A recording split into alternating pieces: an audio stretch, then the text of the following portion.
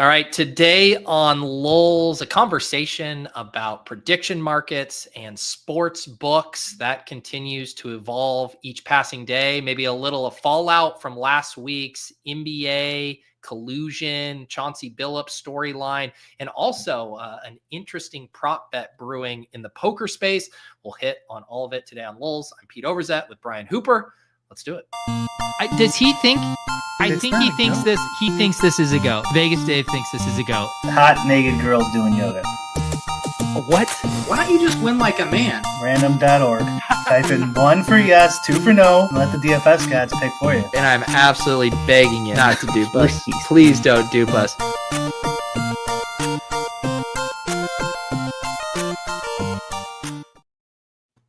All right. Brick 75 here on Lulz. I haven't had a chance to watch it yet, but how did the round table conversation go with the in-game syndicate crew yesterday?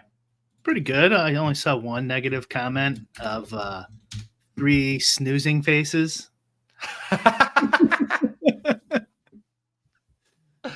Oh my goodness. You know what? It's like, it's hard to ask for everything. Like if you want to get insights from the top players in the world, but also want, a bunch of pomp and circumstance. Do you want Nerdy Tenor to bust out his trombone in between soliloquies? I guess, what are you asking for? Yeah. I think the things we want are different than what some demographics want, Pete. Yeah. That would be a really funny bit for you guys one time to just like hop on for a round table and you guys just all you do is give your favorite plays on the slate. You're just like no data backing it up. Just like you gotta play DeAndre Swift this week or you're the biggest fish of all time. I don't know if Nerdy has it in him. That's right. Do that for an hour. What were not? I don't want to like do a complete redux of it, but what were some of the main topics you guys discussed? Davis is the host, so it's usually topics Davis feels like talking about in the moment, which was how much sims are affecting the current ecosphere or whatever you want to call it. Yeah. Meta of DFS. That was a big portion of it. And then like things that stem from that, like dupes, the dupe predictions from certain sites, how accurate are they? How do you adjust to those? That was a big portion of it. I can't remember. Then we had a couple other topics, and then we answered user questions behind the paywall. Yeah, I do think the word we always use is like the leveling aspect, and I do think like Sunday was a pretty big example of that with the Drake London news and how that had such a huge trickle down effect into the Kirk Cousins, the Darnell Mooney, even the Bijan ownership came in much higher. And that was one of those weird ones too, where it was like, you figure that Darnell Mooney's actually going to be the one that gets crazy steamed because he's the new one, but people were already like thinking about him throughout the week. And it was really the ancillary pieces that got steamed. It was like, all right, now we're going to play Kirk Cousins. Now we're going to play, Bijan Robinson. And then even though that stuff was simming well, none of it had Bijan coming in at 70% owned or whatever. And the entire thing just like blew up in everyone's faces. We did actually have a player take, now that I think about it, on the show. Yeah. Was Bijan is bros with Penix, and he was pissed that he got benched, so he wasn't blocking for him on purpose. That was There you go. That's whose take was that? I don't remember. It was when somebody started it, and we just rolled with it. Yeah. I do. I mean, I think it's very safe to say that Sims are massively impacting the DFS ecosystem, and the players that are succeeding are finding the spots to IKB or adjust the inputs on the default thing that a lot of users are using. Yeah, I think it is moving it a bit. My kind of point yesterday was, well, then if you're estimating dupes and your site is moving the market, then you should update your dupes prediction to be closer to whatever reality is. And I imagine they're kind of doing something like that. Or if they're just updating anyways, they get some of that info in their database. So it should kind of work itself out. I would imagine. The only hard part about that is it depends like when the feedback loop is happening, right? Because if it's like you release your initial stuff on Wednesday or Thursday, then people have time to like talk about it and say these are the best plays, and then you adjust for that on Saturday night or Sunday. That's one thing. But in the case of like Drake London getting scratched out, 2 hours before lock, like the feedback loop of saying like we're going to update our stuff now, this is all popping, and then we also have to get ahead of it and say this is actually going to be duped, and then pull it back within a span of 2 hours seems like a tough task. Yeah, that's true. I mean, some of it should be done beforehand, just in the data. I mean, I guess it depends on how you're doing it. Yeah. I mean, shit, you could just manually like, oh, we're high on Mooney. We're ETR. People listen to us. We'll just move them up 5%, see what that does to the rest of the ownership. Yeah. Couldn't you just start back testing that of like, these are the plays we're highest on. And then obviously you test like how is our ownership projection doing in general, seeing how much the market is moving to your stuff. And then you bake in whatever that percentage bump is retroactively. Yeah. The question is, when do you flip that switch, right? Like when do you then bake in the updated thing? Because then the leveling games just re-begin, right? Yeah. But I mean, they could back test it and look and see if we made this adjustment, how more accurate would we be, and see what's actually moving it. Now, the Sims moving the market also kind of means a few things too, though, where maybe combinations that were less frequent together will be happening more frequently because the Sims will think, oh, no one's going to be using Mooney with this player based on this ownership, and it's still a good play. So like that's not something you can really adjust your ownership or duplicate prediction algorithm with. Mm-hmm. I don't think. Maybe, I mean, that'd be a lot more complicated, I think, than just, who was the popular sites high on, and what would you consider a reasonable prediction ownership, and then how much did it change from, that, what was the delta there or something like that, and then use that as a variable going forward.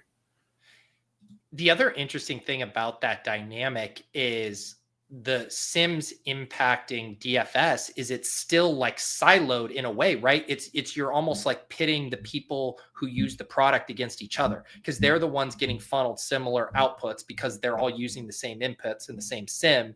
And they're the ones where it's like the ownership, condensing is coming from inside the house. It's coming from all the people using that.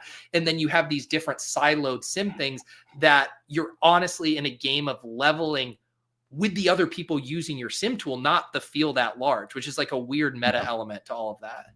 I'm not sure if we get how much individual data we get, but maybe we should check something like that. We can ask the users if they want this info and post it on the Discord.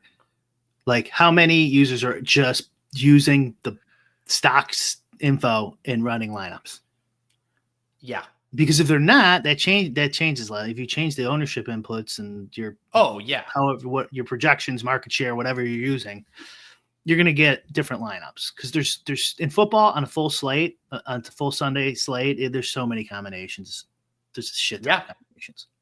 And it's not that hard to get off of that, lane of the game tree or whatever. Like, even this week, like I just X'd out Darnell Mooney on my lineup. So I'm like, I actually think I probably didn't get that right. And that I thought he was going to come in even higher owned than he did. But I was just like, everyone's going to be jamming this guy. I think it's pretty fragile.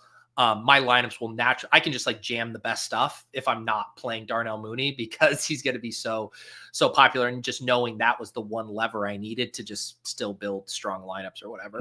Yeah. I mean, doesn't that feel like a 2017 obvious fade Darnell Mooney right there? I mean, actually no, because I don't think he would have been 30% owned in 2017. Yeah. Well, and then I don't know if you saw the irony of it is, I played it both ways. Like DraftKings, he was going to get steamed on Underdog. He was an awesome swap, right? Because no one was drafting him all week. And so when London's out, all those teams were going to default swap to other guys, and Mooney wasn't going to get played. So I set Mooney as my default swap. And I had a lot of him because AJ Brown was ruled out as well. Nico Collins was ruled out. And my best team, Brian, if I never would have touched anything, it Mhm. would have swapped to Michael Pittman, who was my second guy there. Yeah. Michael Pittman scores 19 points. I would have won. Right. I would have shipped first place in the Oh BR. my God. Had I not just touched it. But you know me, got to go in there and set my my Darnell Mooney swap break. This is my edge. my edge. What is the default swap for underdog? Is it the next highest ADP? Yep. That wasn't pretty drafted. sweet. Yeah, in you got yeah. it. You gotta pull the trigger there. That sucks, but you gotta do it. Yeah, and you know, I looked at the ownership percentages after. Pittman was up at 70%. His ADP would have normally indicated he would have been at like 40 to 50. So that extra percent came from the default swaps. And then, you know, Mooney was at like 20%. And Mooney projected for more than Pittman at lock. So that's DFS 101. If you get a better projected player at less ownership, you play that guy every time. Yeah, But and I'm still gonna tilt. yeah, no, I mean, what are you gonna do? That sucks, especially if you would have got first. Oh. It was first by like 3 points. The lineup was nutted other than that god awful swap. But that's how it goes. We're getting close. We got Steven in the chat circling back on our Pritzker conversation from a couple of weeks ago. Of course, the Illinois governor here who what was our story? He won a couple million, more than that, playing $1.5 million cards. $1.5 million. He says, I saw Pritzker at the blackjack table at Baha Mar in the Bahamas about 2 months ago. He was playing 10K hands with about 250K chips in front of him. And we were talking about that high roller weekend. We were placing it at about 100K a hand for where he ended up, which makes sense if you're on more of a casual, you know, vacation in the Bahamas. Maybe your unit size is a little smaller, but that sounds about right. Or maybe the Baha Mar doesn't want to swing 100,000. Doesn't want to swing. That's true. That is true. It's possible. Yeah, because I'm sure you get some high rollers coming through Bahamas, but still, it's probably more like touristy type casinos. They're probably not equipped to handle the like high rollers. Yeah, for sure. Let's look. The Baha Mar. Let's see what they got down there. I guess who was hanging out in the Bahamas? That was Sam Bankman-Fried, right? That's where he was camping out. Was he heading over there, maybe playing 100K a hand? No, I don't think Sam's going anywhere right now, Pete. No, I'm saying before he got apprehended, he was living in the Bahamas. Was it the Bahamas? Yeah. Looks like their minimums are $15. $15 a hand. What's their maximum? What's the max bet?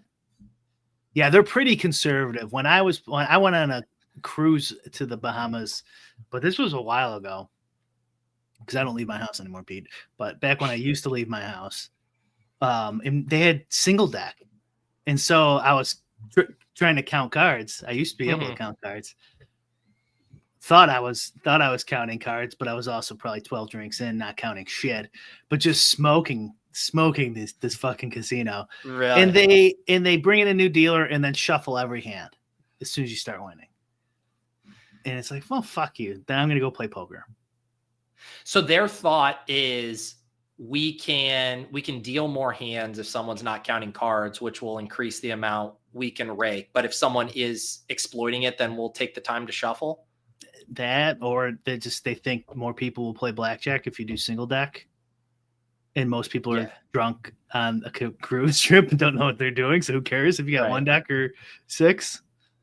Yeah. Yeah. Those, I feel like those kind of like, where would you even be able to do that anymore in this day and age? Probably not too many places. What, like play single deck? Yeah. Where they deal more than one hand? I don't know. I doubt. I haven't been in the blackjack game in a long time. Yes. I have no idea, but it gets worse and worse. I was thinking about this on the drive the other day, listening to some gambling podcast. It was for all the younglings. They have no idea. Even you, Pete, in the early 2000s, man, the gambling was the Wild Wild West, but it was fucking awesome online. Like it was free money everywhere. And it wasn't just because everyone was a donkey either. Like there's a million sports books online. Sure, you're going to get stiffed every now and again if you're a winning player, but it was free bonus bets everywhere, free lots like tools and resources, even still for like jackpots and stuff like that. It was, you could easily send your money back and forth. I think even PayPal was legal back then for gambling, and NetTeller. There was one big one before NetTeller, an English one that shut down. Anyways, before they the Pritzkers of the world got involved, it was fucking beautiful how fun it was. And so I don't know, it just made me think of it like it's just so lame now, you know? It's like kind of like the Vegas thing with like it was better when the mob was in charge. Yeah. Old school Las Vegas. Yeah. I mean, even just like you think about what would you rather read, like autobiographies from, Doyle Brunson and these guys, the Stu Unger, this old school, like in hardcore original Vegas versus like the GTO bots from today. It's like, I'm picking up the Doyle Brunson book over Phil Galfond's like every day of the week. And it's the competition, I think. Once they get regulated, we talk about it on the show constantly, then it ends up like with 4 gigantic companies negotiating with their local legislators what the rules are, and it's always sucks for you. So it was just so much better when it was the wild west than it is now. Like, what do you get out of it? Like, if you get screwed over, you can appeal to the local gaming board. Like, how often does that fucking happen anyways? Like, what do you get? What do we get out of it, really? Like, it's this illusion that they're presenting. Like, no, we need to keep you safe. So, I guess every once in a blue moon, somebody benefits.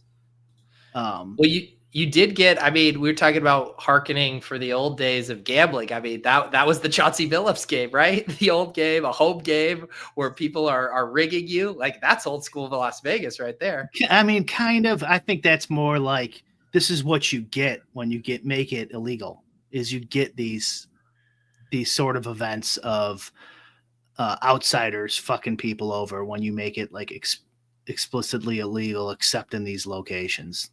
Yeah. Same thing with like drugs and stuff, when pot was illegal, there's a little more shady shit you had to do to go get your pot, and you could get yourself in some tricky situations. Yeah. I mean, the irony, with poker too, is like even like a home game played above board on a site, you'd be so worried about the people soft playing you or colluding with each other in the game, like not to mention all the other types of stuff with HUDs and all of that. It's just like if someone wants to scam you at a game, like there really isn't anything stopping them.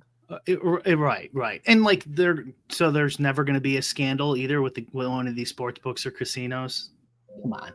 Eventually there will be. And there'll be ones that you're probably getting screwed over that we never find out about. Like, there's nothing you can do, really. It's just so like, it was just so much better before they got involved, and they're still not even legal. It's still on. There's legal poker. Yeah. That reminds me though, the update on so when the story had just broke last Thursday morning when we did lulls, and we were kind of trying to hypothesize what was going on with those 2 different indictments, and there was like the Terry Rozier stuff and the Billups stuff. But since like we did the show, then it became more clear that Billups was intertwined in both sides of it, not only the poker game thing, but also he was part of tipping off one of the mafia guys about Blazers resting their starters, and that he was intertwined in both of those. Because at first I was like, oh, is he just like in this poker thing and got caught up in it? But it seems like he was caught up in the full mafia infrastructure that had their hands in all these different pots.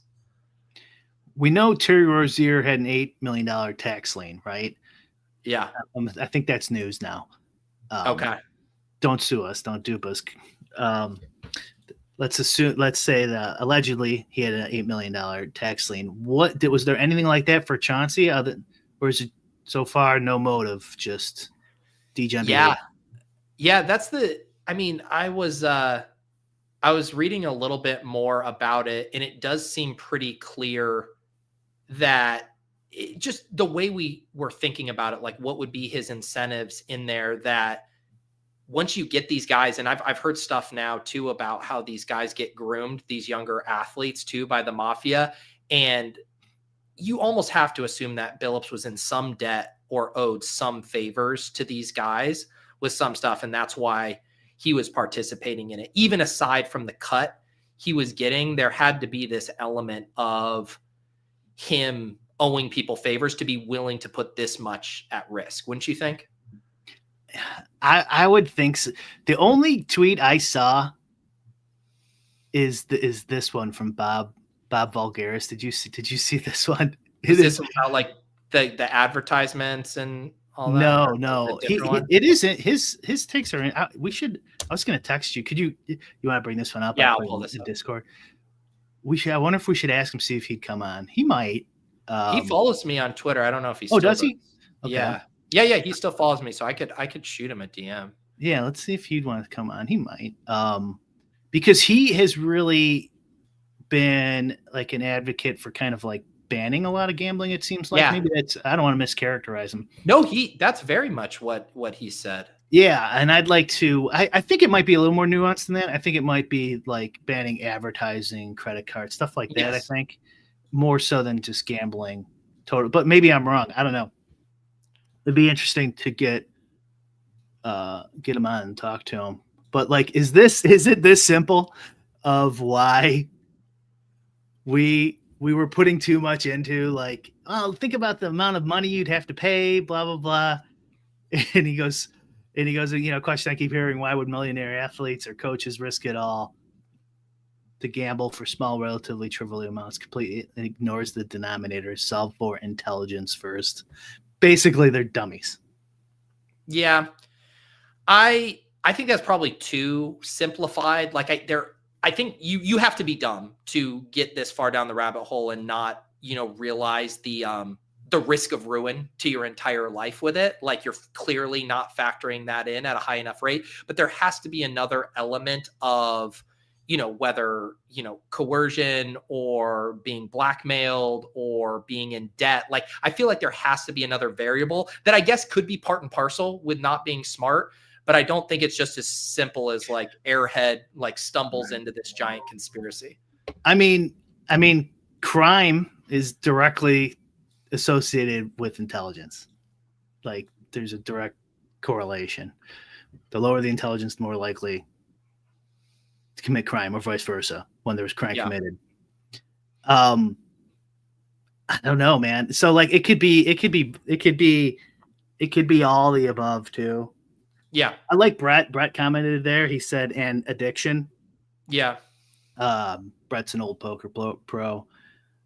I do hate that kind of comment. Like I mean, I'm kind of, which is why I want to have Bob on, is because I am interested in I would like to talk about just the morality of gambling, the effects on society. I think those are interesting conversations, even though could like negatively impact our lives, if they did ban it. But maybe it should go away. I mean, I'd like to hear more arguments on it. But the addiction one just drives me up a fucking wall. Like that, it's just like this ethereal thing that just you might catch it, like a cold. You might catch that, and if, like I've said it so many times, if you look at a lot of these studies, they're highly likely to be addicted, like 70%, to have a co-addiction of some other kind, behavioral or physical addiction, other than gambling. And I think it's just a small percentage of the population. Not that it's not sad, but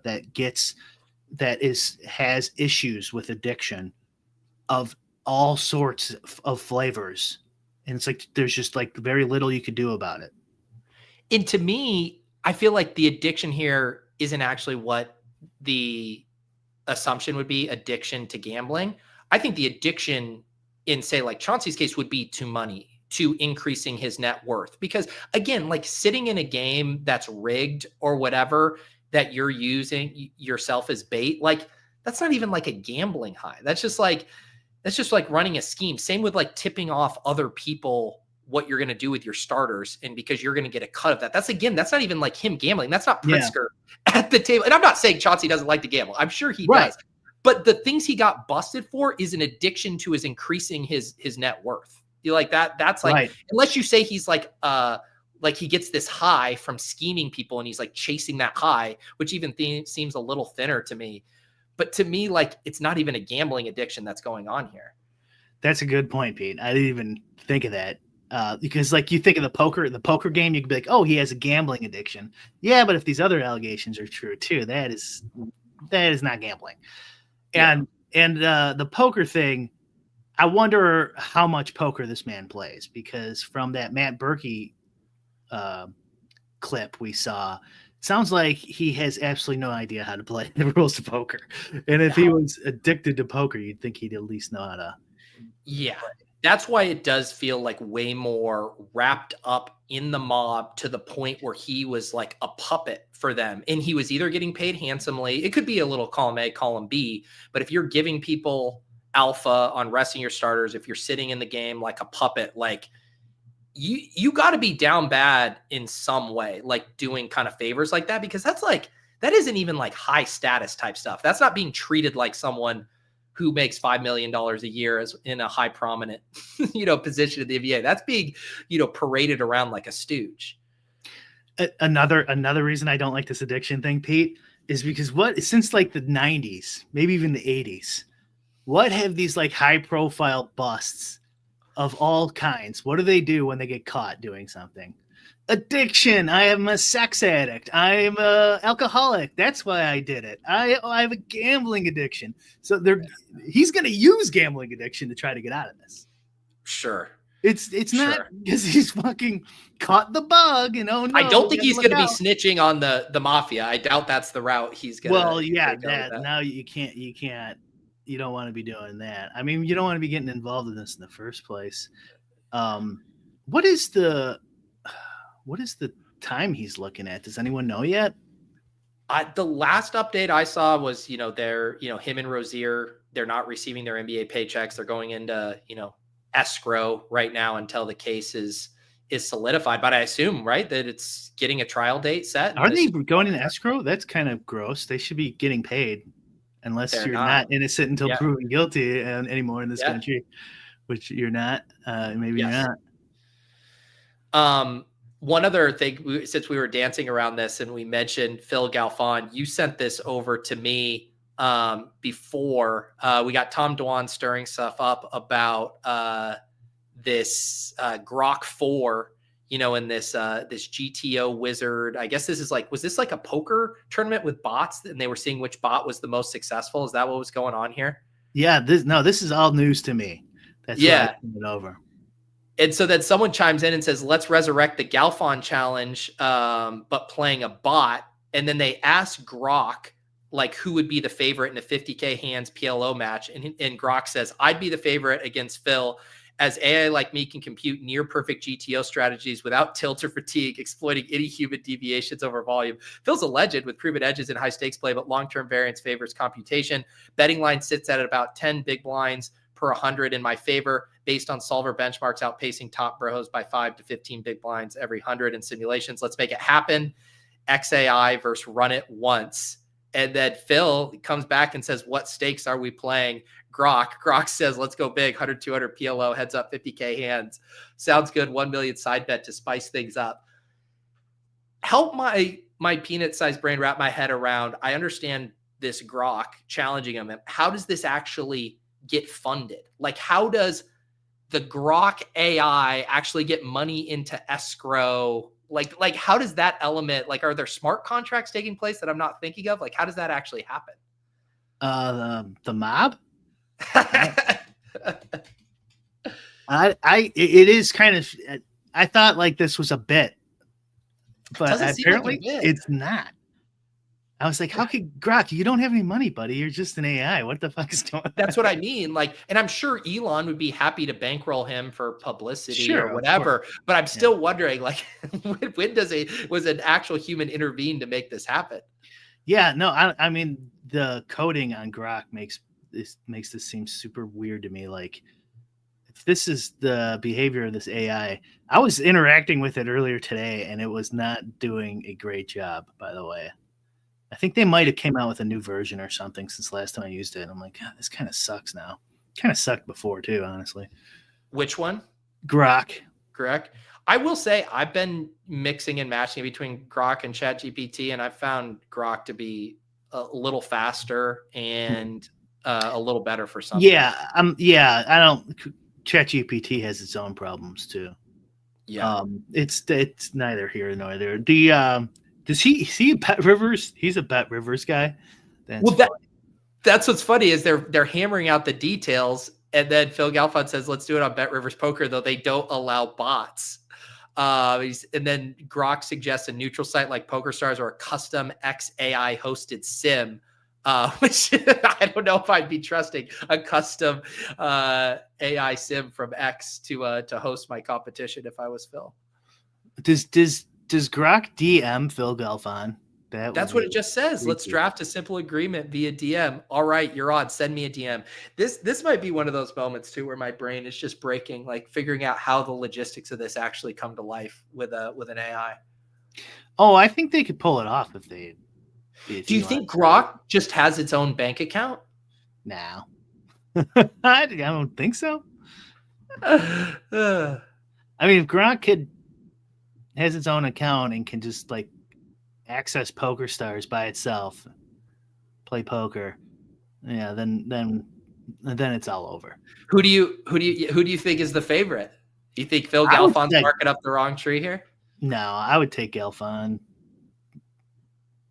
I would say at least minus 200. Well, because the other element is the Grok AI, like, has it already trained on poker and optimal stuff? Like where would go to that first tweet you said where it was some poker competition? What was that thing you were looking at that Elon posted? Oh, that's true. Know when to hold them. Pokerbattle.ai. Grok 4, Gemini 2.5, Claude, DeepSeek, OpenAI, Mistral. Now there's everybody. My guy would beat all of them. Oh yeah. Speaking of cheaters. Yeah, exactly. Allegedly. This is where it starts to get scary. Dan says, imagine Grok loses to Phil and then goes full UI Tron and tries to exterminate the human race. Yeah. Oh, God. Also, you want to talk about, like, would that be the most boring live stream ever? Obviously, the stakes, and there's some intrigue, but just watching Phil versus a bot, I guess you would need some poker commentators to yeah, but I would still have to watch some of that, Pete. I don't know about you. I'd have to watch some of that. What was the one? The last was that? Negreanu Polk. That was the last one I've watched. Yes. Yeah, they should do it. That would be fun. I don't think he's been like trained that hard on PLO, and I would assume Phil would be a pretty heavy favorite.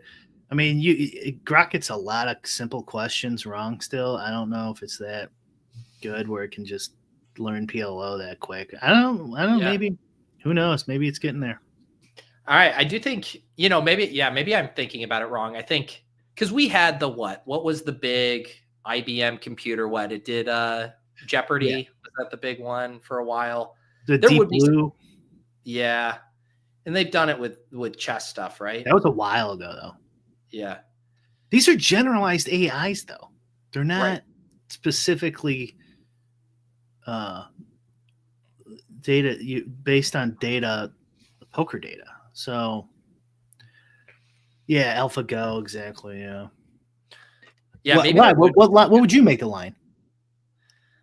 I don't know. I know Phil's the best at that, but it does seem like the stuff too, like about stamina and depending on like what the parameters were for how many hands in a row they played, what kind of stuff like that. I don't know. So if we didn't live in fucking Illinois with Pritzker, I'd be able to put up a poly market. What's the line? Find out what the line is. There's got to be one up there already. There's not. I just looked. Really? Mm-mm. That'd be a good one to get up there. Yeah, I know. Someone put that up there. You can make a little money. He's got a national heads-up poker championship thing. That's all I'm seeing. Maybe on Kalshi. Yeah. I have another one I want to put up on there too. Speaking of bots, something to do with like when will the line robot rights are human rights? When will that be used? Because I'm under 10 years. I'm predicting Davis Maddock at a protest going, robot rights are human rights 10 years from now. Yeah, I mean, with as fast as robotics are evolving, 10 Yeah, years. I'm telling you, it's gonna happen. Yeah, It's gonna happen. Robot rights are human rights. God damn it. Yeah. Well, speaking of prediction markets, this was a conversation we touched on last week. We were going to get into it a little bit more, but there's like some interesting things going on here with, this was one tweet. We can bounce around a little bit. Polymarket plans to return to the US within weeks with a sports focus. And one of the funny things was it feels like we're trending in a direction where these prediction markets are going to try to get in the sportsbook business, and these sports books are trying to hedge their legal, stuff by getting in the prediction market business. And it's just all kind of converging in a very funny way. Yeah, I mean, who could have foreseen this coming, right? Sports books don't like the prediction markets. Yeah, and they're going to use the government to try to stop them. Wow. Yeah, this guy says sports focus is code for the regulators wouldn't let us have fun, so now we're a licensed sports book with extra steps. So everybody's like hedging their bets in both directions. And instead of getting any actual innovation, we just have everyone skewing towards the same middle ground that we've been stuck in forever. Yeah, right. It's like we don't live in the 80s anymore, and it's hard, things aren't analog. And so like, it's really hard to regulate.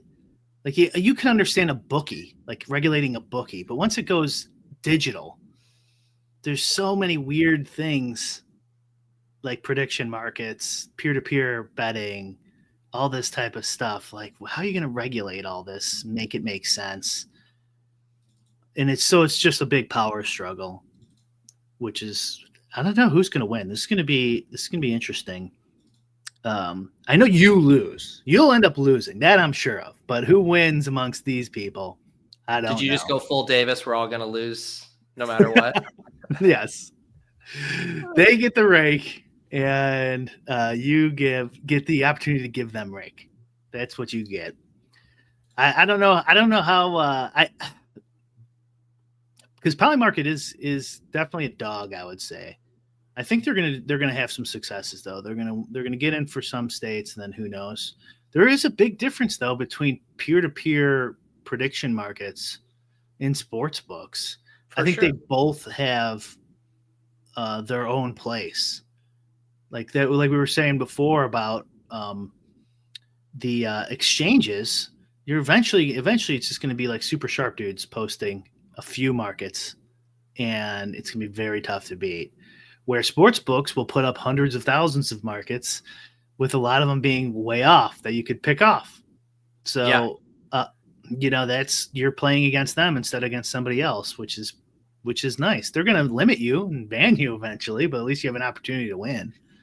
That actually, not to completely circle back on the thing, but with the Haralabob and this whole thing with the NBA sports betting controversy, one of the main talking points for a solution has been banning prop bets specifically, with the idea being, of course, it's hard to rig an entire game or your team's performance, but you can, if you have a NBA rebound line, it's pretty easy to control for yourself. Like, hey, not going as hard to get the rebounds. Like, what do you think of that solution? Obviously the sports books, I think I heard 20% of their revenue comes from prop bets. I'm sure they don't want to get rid of that, but do you actually think that's an elegant solution, or it doesn't accomplish anything?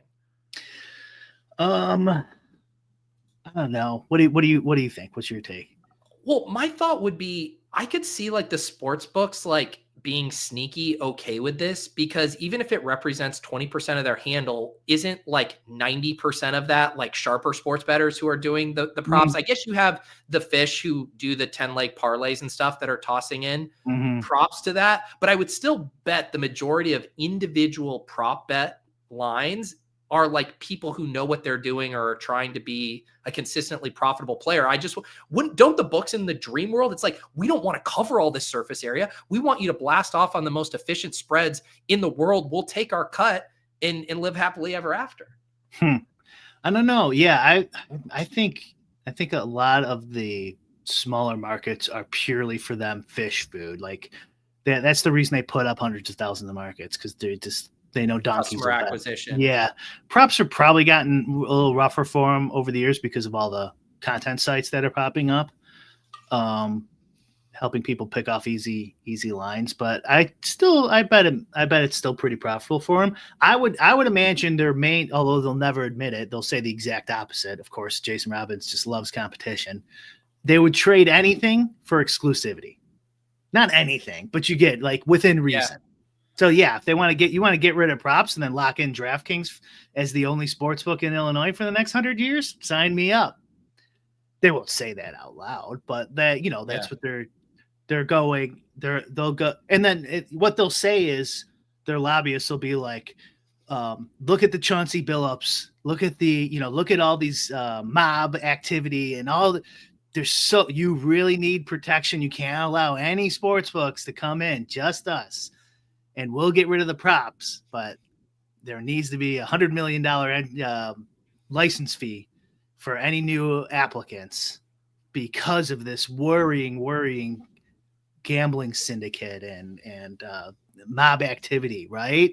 Yeah. Like, they always have a justifiable, logical, train of thought to justify their exclusive negotiations behind the scenes, but really it's just they'll trade whatever for having a virtual monopoly.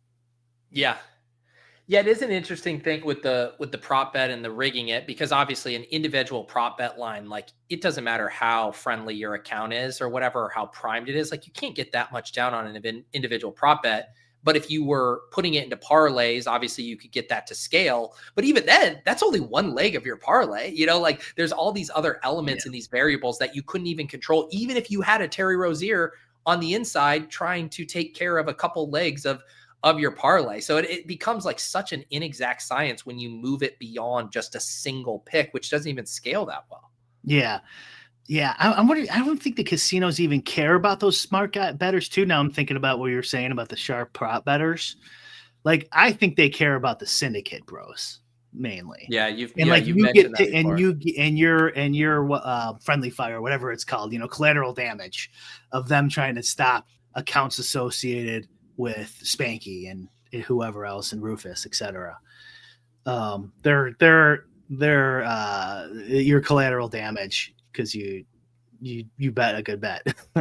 I think they'd be fine with the ETR bro taking them for a couple thousand in props and then giving back a couple thousand on sides and whatever when the dude's at the bar. I don't think they would really care that much. Yeah. But props is definitely overrated in this whole scam. The everything is rigged type of comments going on, like, because even what was his name? Jonte, whatever, the guy from the Porter was like, how much did he even get down? Like, it wasn't that much. No, it wasn't. Yeah. It's really hard to get down that much money on props. You need to be a syndicate already.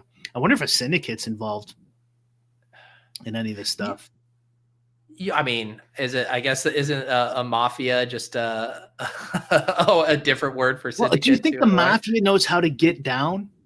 I mean, that's a kind of a stupid thing to say. They probably do, but like, I don't know. It seems kind of like a technical thing these days. Yeah, they probably have their version of doing it that's not near as efficient as it can be. Like, I assume Haralabob and Spanky's network pales or dwarfs the mafia's network of. They're not. Yeah, they're probably not priming accounts and stuff on DraftKings, right? They're probably just going straight to Vegas and hammering lines, having handlers go bet in Vegas or something. Yeah.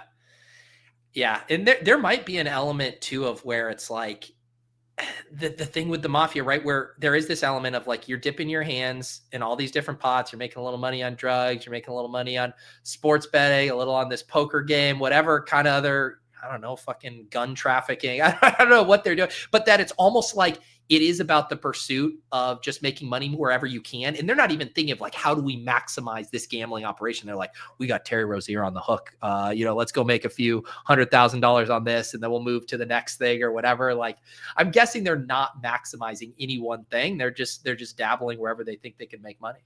Yeah. Yeah. I want to comment on this consigliere comment. Mafia equals syndicate. Geez, Brick. Mafia hasn't stayed in 1920. Highly technical and digital. Organized crime is real. Yeah, I was thinking about this last week when we were talking about like why haven't they like gotten a real fucking job after 100 years? Like, if they're so digital, organized, and smart, why haven't they started a legitimate business that could feed themselves and their families and make millions of dollars in a year? It's got to be generational. It's like, yeah, my dad was an auto mechanic. I guess I'll go into the family trade. But come on, seems fun. It doesn't make any sense. I think, speaking of low IQ, I imagine that might be why a lot of these guys are still committing this fucking crime. No chance. There was this other tweet that you had sent, circling back to the prediction market thing and kind of where it actually differentiates itself from sports betting. Harry Crane, I think a guy we've pulled up before, professor at Rutgers. Yeah, I think he was at Pinnacle or something before. I could be wrong. Yeah. And then he had a prediction model, and I think he had Trump winning, and people were ripping on it. Yeah. And obviously he turned out to be right, if my memory serves. And so he says here, am I going to have to break out the prediction model again? I think it's for the New York election, right? Right. When is that, by the way? I don't know. It's got to be soon. All right. Is it like the first week in November or whatever? Okay. Anyways, here's the tweet. A legitimately disruptive thing that prediction markets could do is the reframing away from quote unquote betting, aka a frivolous activity to many, toward quote unquote prediction, aka useful insights about the future. In terms of tech/mechanism, prediction markets are just betting markets. In terms of behavior, all participants in these markets are just betting, but a market transforms from betting to prediction when it gives useful insights about stuff that matters, when the value of the data it produces publicly and privately is more valuable than the profits it generates for market makers and the platform. Predicting which Taylor Swift song will be number one or what words an announcer will say during a football game doesn't matter. Those markets are just betting markets. The truest example of prediction market we've seen are election markets. The combination of emotion, noise, information, asymmetry are best handled by these markets, and the insights can be actionable and useful. Aside from elections, there have been some one-off cases involving open source intelligence. Short term, the money is in serving up pure betting markets, sports, culture, etc., not disruptive, but lucrative for platforms. But long term, the disruption will happen when these markets consistently provide information and insights about a wide range of significant events. A platform that achieves this will be the next Google/Meta/Amazon. Yeah. I thought you were bringing up his prediction thing, by the way, so that's why I made that comment. But this is way better, obviously. The angle he kind of has two things here. I think this next platform will be the next Google Meta. That part and the first part I thought was really sharp and on how they should pivot to their kind of marketing to get legalized. Yeah, which is their prediction market. I can't remember his wording up at top there in the beginning. Prediction, from betting to prediction. I think this is like perfect sort of lobby talk, which is exactly what they wanted. Because one of the problems I thought when they were, 6 months ago, a year ago, when they were contemplating getting back in the U.S. market, et cetera, although I'm sure they always were, is they were flying pretty close to the sun. They were being very controversial in a lot of their tweets. They were getting into sports betting pretty hard. And I'm like, man, you're gonna put, it's gonna be a battle. Like, you're asking for it with these sports books by going this route. And then they're gonna utilize your controversial tweets, which work for getting engagement, but might not be the greatest idea for getting legalized. That was what I was thinking. So like, this would be a perfect pivot. Yeah. We're prediction markets. Like, we have the Madami or Zandani or whatever his fucking name is, the commie, polling, well, ours is better than the actual pollsters. You have to use us. And you just now listen, you still put sports betting on here. You still have props, you still have parlays, you do whatever you do there, but you don't fucking talk about it. You talk about the prediction, you talk about polling, you talk about any sort of win there, and then you have your lobbyists do that too, and then also that it's an exchange and it's peer-to-peer and people, and all those type of things, and they're going down this CFTC angle or whatever. You gotta harp on that, like this is a contract. Kind of remember when DraftKings and them would do the we're not betting, we're skill game, we're not betting. Remember that, Pete, when they were trying to get legalized? And they would not fall off that talking point. Yeah, we are not betting, and that was ridiculous, obviously, but this is actually true. Yeah. So they have credibility, but you just stick to it. So I thought that from that aspect, this beginning part. Now I don't know how big it will be. I think that is kind of also interesting. But what do you think? No, I agree. I think it's, did you ever read the, was it the Phil Tetlock book, like Super Forecasting too? And, getting those, because that was kind of like prediction markets before prediction markets existed, where he got this group and they did forecasts on all kinds of geopolitical and world events and all of that. And, he was trying to look at this idea of a super forecaster. What are the characteristics of one relative to is just wisdom of the crowds in the aggregate, Sharper, et cetera. But there's lots of use cases in that kind of stuff that I do think are interesting. To your point, at what point does some of that stuff get referenced when making policy decisions of X percentage on this prediction market, think global warming will have this impact on the state of Florida by this year? And it's there's real money, real things backing this. And that makes it a more accurate forecast than even what, scientists or whoever are saying, because we're going to follow where the money is and the skin in the game to this stuff. There are real practical issues for that stuff. Yeah, for sure. And the bigger it gets, the more accurate it'll be. You can make an argument. Yeah. Although I think just this, some of this, when you're actually at the Capitol, you got to keep it fucking simple.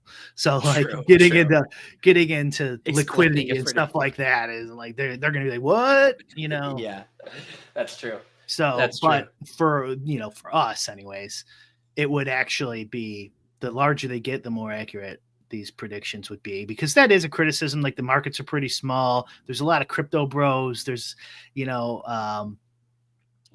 are betting some of these lines and stuff. So, but I think no doubt, especially with the polling of the last 10 years or so, it could definitely be useful in more ways than one too. It's just an entertainment product, putting up a Galfond line, doing something for our group of dorks, putting up some lines just for fun. Yeah. This is a funny comment from Olaf. I'm not a degenerate gambler. I'm a private investor in speculatives and prediction markets. It does sound better. It's like the Levitan always has the old line of what he said when people asked him what he does for a living. And instead of saying I cover fantasy football, he said I'm in predictive analytics, which sounds so much more. Dude, I've actually been tripped up on that one recently. I'm meeting way more parents, April's friends and, whatever, at different events, and they, ask what you do. And I my default lately is I say I cover football for a living. But then even more savvier parents are oh, do you cover the Patriots, or are you a beat reporter or whatever? And then I'm no, fantasy football. And they're oh, what do you? I'm I have YouTube and newsletter and podcasts. That's the best I got right now with it. And I need to come up with a better line. I think yours is pretty easy. I would go fantasy. What do I say? Fantasy football. Have you ever seen the show The League? I don't know if that's what I want in their head. And it's that Matthew Berry guy was on that show. I work for him. Yeah. If not everyone, but there's a decent amount of 40-year-olds who know that. it definitely, I have a pretty good gauge on who I'm talking to, like where their sense of reference is as far as stuff. But a lot of times, like if I'm talking to another mom who has like no reference outside of like New England Patriots or the football team here, it's like really hard to drill down into, fantasy football. And then they're looking at me and they're like, how do you make a living like doing that? Like, how is that a real profession? Right. Yeah. There's a decent amount of moms who watch that show. That was The League, right? Yes. But the thing is like, if you try to comp what I do to The League, like The League was so light on actual fantasy football stuff. And it was just like a group of friends who played in a league and just were pranking each other nonstop. That's the only experience I think 40-year-old women moms have had with fantasy football. I don't even know if that many moms watch that show. Like I feel like if I pulled all some of their husbands might watch you, Pete. You never know.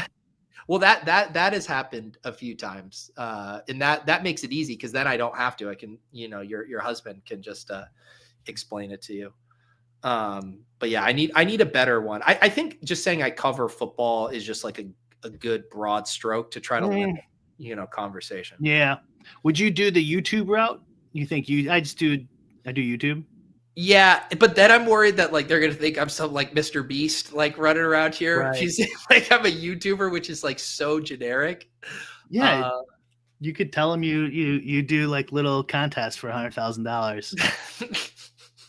It's like, yeah, I trapped these kids in a room and I offered them $1 million. Whoever would eat someone else first. Yeah, because I build wells. Yeah. The NFL on YouTube's Pete Overzet.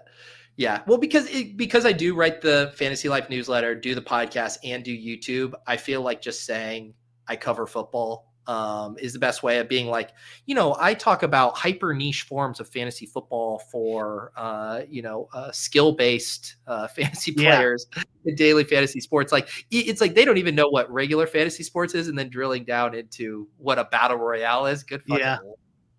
Yeah, it's kind of like an independent journalist back in the day, right? Like an independent sports writer. Yeah, that was a job that people could wrap their head around it.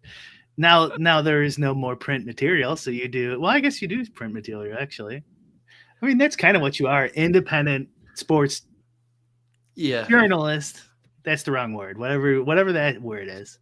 I'm sure there's a better answer. I have not found it yet, but I don't think there's anything I can say that is like remotely truthful or accurate that is ever going to sound cool, impressive, or legitimate to someone outside the know. Like, I think it's just a losing battle no matter what. No, you'd have to lie. What did you say, Brian, when like to people? Like what if someone asked you, what do you do now? How would you answer that question? Now I don't even know how I'd answer it 5-10 years ago. Yeah. I honestly did go fantasy football. Yeah. I would just say, do you know fantasy football? I would be like, I'm in that industry. Mm-hmm. That's it. Yeah. Yeah. Then it starts to sound like the mafia. It's just, I'm in that industry. You don't want to know exactly what I do within who that Chauncey industry. Billups is? Have you ever heard of the Israeli mafia? That is funny. You'd be like, who Chauncey Billups, how he was, trying to find hidden edges in these games to exploit. That's what we try to do in just a more legal type of way.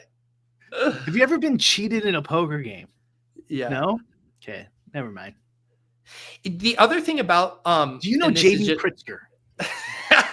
you know that JB Pritzker plays $100,000 a hand. I'm like the only thing Pritzker, but it's not as good. I don't make as much money as I do fantasy content the same way JB Pritzker plays cards. Lou says, I think YouTuber is acceptable. It's now. Getting close. It's getting damn close.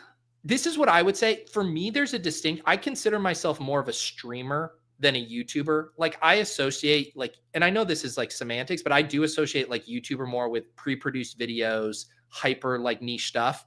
I guess you could say I'm definitely hyper niche, but with streamer, I feel like I probably associate more like a Twitch streamer than I do like a YouTuber, just the way my content on YouTube is actually. We average like 1.5 viewers on Twitch, so you cannot just say That's true. just YouTube. That's true. it's all just bullshit semantics. But the funny thing is if you tell a mom you're a YouTuber, then she is gonna think like, am I Miss Rachel? Am I doing? Am I like dressed up like some furry character? That's pretty good. Kids. Yeah, that's pretty good right there. That's yeah. true. I think there is. How old is Lou? How old are you, Lou? Like, what is how Lou, old like? Do you think Lou is 32. That's Lou? what I guess, somewhere around there. Yeah, that like 32 and under YouTuber is a total normal. They'd be like, yeah, someone's a YouTuber. Yeah. That's what they do. Yeah. And then they look me up thinking they're going to, watch some like 10-minute video about whatever. And then it's an hour live stream about the governor of Illinois' proclivities when he's in Las Vegas. What does dupe mean? Yeah, don't dupe. Why are you always saying don't dupe me, bro? When I tap in. All right, guys, how about this in the comments? If you have ways I should respond when one of April's friends' parents ask me what I do for a living, if you have a good answer for me, drop it in the comments. I'll try a few of them on for side. We should take the top 4 and then we'll do a poll. Yeah. There you go. That would actually be a good video too, just like me having to. And it's like I would like to think I'm a fairly confident person. I can just hear myself like mumbling and trailing off when I am telling someone what I do, where I'm just like, yeah, I cover the NFL. I do like podcasts on YouTube. It's like I'm already embarrassed by the time I finish the sentence. Yeah, you're an independent sports reporter. It looks like I would be wearing like a long brown trench coat and have like a little like notebook in my thing running around being like, does somebody got a quote on Drake May? What's Chauncey, one question. Yeah. Me, I got to get home to file this one for the 5 a.m. paper. Deadline. I don't think that's going to work out. That's not going to work out. This is crazy. The guy named Memphis Piss Boy says, my wife told the in-laws about Piss Boys this past weekend. For people around Lowell's who don't know, this is a joke from ship chasing and drafting because wide receivers are yellow on the draft boards. We called it Piss Boys when we draft a bunch of wide receivers. Don't recommend that combo. I feel like you did this to yourself, Memphis, because your YouTube handle is literally Memphis Piss Boy. So this has clearly been a topic of conversation with your wife. And she's probably wondering, why is it Piss Boy? You explained it to her, then you had to explain it to the in-laws. I've tried to explain some stuff to my in-laws. There is no amount of wine flowing at the dinner table that is going to get me to bring up the term Piss Boys to my family or in-laws. Here's what you do. If they get confused, you just send them the best ball breakfast porno. Maybe right. Is that my answer? What do you do for a living? Let's just say I make content that inspired a hyper-specific fantasy football porno. Do you think that would make endear myself? Are you familiar with Piss Boys? Yeah, let's start. Cranking Purple. Let's start with Cranking Purple. Yeah. Oh my God. Then I have to explain crack rock to them, and it's just maybe just lie. I think lying. Yeah, lying. Because even if you say I'm a journalist, what if they call my bluff on it? And they're like, oh, send me some of your bylines. I'm like, here's one. Independent.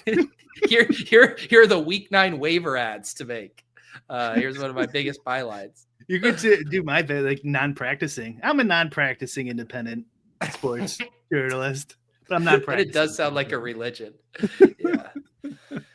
All right. Like I said, drop some suggestions for me, and clearly at least Brian, you can say you're a site owner. You can now say entrepreneur. That works. I own a fantasy football site. There you go. See, that sounds good. Yeah. Well, not really. It's still pretty weird. Yeah, but just YouTubers are almost more normal. It's more normal, but I feel like there's nothing that connotes actual success. If you say YouTuber, like anyone with a camera can technically be a YouTuber, where owning a company means that you've done at least enough to have capital to buy or start a company and pay employees or whatever. Like that is higher status than YouTube by default. Some of the settings on the DraftKings are literally piss yellow and crank purple. And now you have to explain that. Have you ever had to explain the draft caddy to someone who doesn't know what that is? No. No, I've never gotten that deep. So when you're going to these, like, because you go to some of these political dinners or whatever, Mhm. it never comes up what you do for a living. No one ever is like, oh, that's kind of interesting. Let me ask a few probing questions.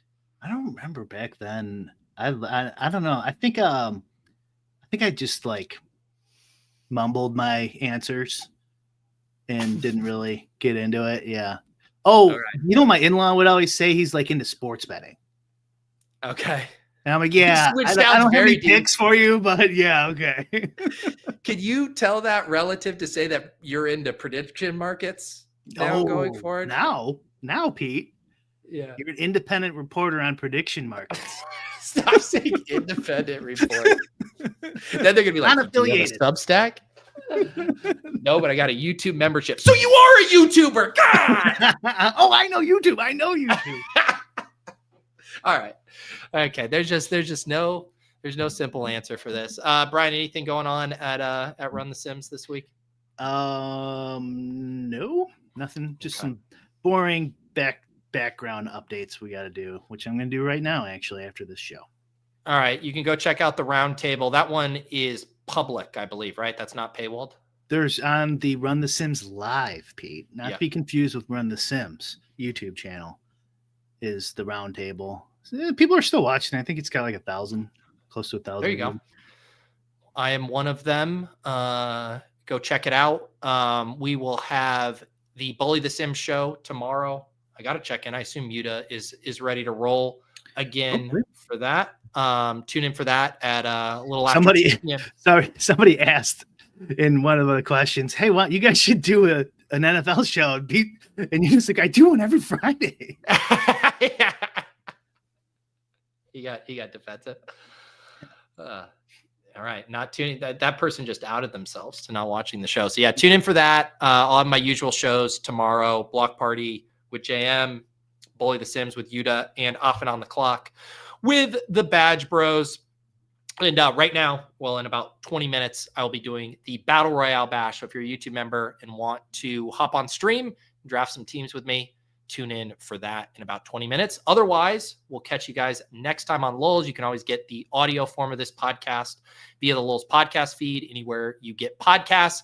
And if you're new for some reason, because you were lured in by my headline of prediction markets versus sportsbooks, please subscribe.